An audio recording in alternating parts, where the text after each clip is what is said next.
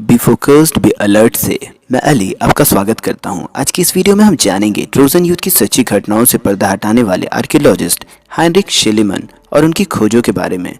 लगभग एक दशक पहले तक होमर के इलियड और ओडिसी नामक रचनाओं को कल्पना मात्र ही समझा जाता था। हाइनरिक शेलीमन नामक खोजी और आर्कियोलॉजिस्ट का ख्याल इस बारे में बिल्कुल अलग था। वो इन रचनाओं को कोरी कल्पना नहीं मानते थे। उन्होंने जब होमर का एक मैमनोन की गॉर्गन ढाल के बारे में पढ़ा तो उन्हें यह भी पता चला कि ढाल का पट्टा 3 सिरों वाले सांपों की आकृतियों से सजा है। तो उन्होंने इन सब बातों को बिल्कुल सच माना। उनका यह भी मानना था कि होमर द्वारा वर्णन किए गए अस्त्र शस्त्र, रथ और घरेलू इस्तेमाल की चीज़ें सच में ही प्राचीन यूनान का अभिन्न हिस्सा थीं।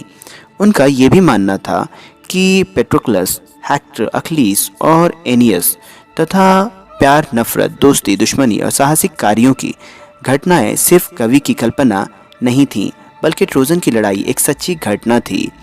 होमर की कृति के ऊपर अटूट विश्वास की वजह से हाइनरिक शेलीमन इस काल्पनिक भूमि की खोज में निकल पड़े।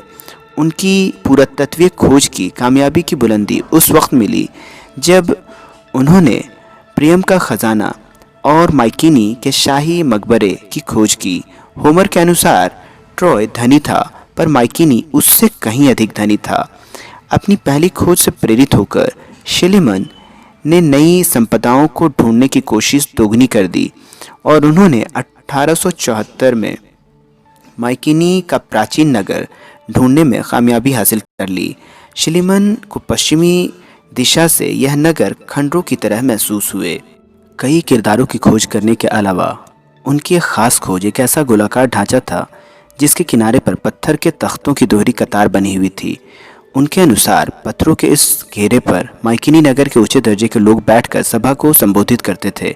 हाइनरिक शेलीमन की सबसे महान खोज एक कब्रगाह थी जो उन्होंने 6 दिसंबर 1876 को खोजी। वहां उन्हें 5 कब्रें मिली तथा 15 शवों के अस्थिपंजर मिले जो सोने और हीरो से सजे हुए थे। उन्होंने अपने यूनान से संबंधित रहस्य सुलझा लिए थे। उन्होंने बताया कि ये 5 कब्रें एक मैमनोन के सानरा, यूरिमेडोन और उसके 2 सेनापतियों की हैं।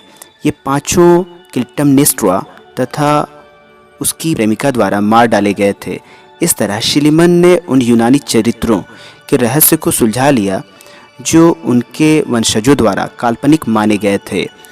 पुरातत्व विज्ञान के क्षेत्र में इतनी बड़ी कामयाबी हासिल करने के बाद भी उन्हें अपनी खोजें अधूरी लग रही थीं और वो यहाँ पर रुके नहीं, बल्कि उन्होंने अपनी खुदाई जारी रखी। और इसी दरमियान उन्हें सोने के मुखौटे और कवच मिले जो परंपरा के अनुसार मृत राजा को पहनाए जाते थे, जिससे मौत के बाद उसके बुरे प्रभावों से हिफाजत हो सके।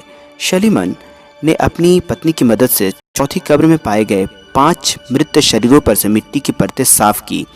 कुछ ही घंटों में हवा के संपर्क में रहने के बाद इन कंकालों के सर धूल में बदल गए, पर चमकदार सुनहरे मुखौटों का आकार पूर्ववत ही बना रहा। हर एक मुखौटा बिल्कुल अलग नाक नक्श का दिख रहा था। इन मुखौटों को देखकर शेलीमन ने कहा, ये ईश्वर के आदर्श रूपों से पूरी तरह अलग हैं और निसंदेह हर मुखौटा किसी मृत व्यक्ति के वास्तविक चेहरे की अनुभूति है। इस तरह शेलीमन ने अपनी खोज के माध्यम से वास्तविक किरदारों को, जिन्हें इतिहासकार और पुरातत्ववेत्ताओं ने काल्पनिक साबित कर दिया था, को दोबारा जिंदा कर दिया।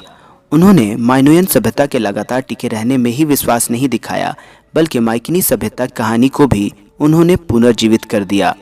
पुरातत्व विज्ञान के क्षेत्र में इतना बड़ा योगदान देने वाले हाइनरिक शेलीमन का जन्म 6 जनवरी 1822 को जर्मनी में हुआ था और पेशे से वह एक कामयाब बिजनेसमैन थे, पर पुरातत्व विज्ञान में ज़बरदस्त रुचि होने के कारण उन्होंने इस क्षेत्र में इतनी बड़ी सफलता हासिल की। आर्कियोलॉजी के फील्ड में महान योगदान देने वाले इस पुरातत्ववेत्ता की 26 दिसंबर 1890 को नेपल्स में देहांत हो गया।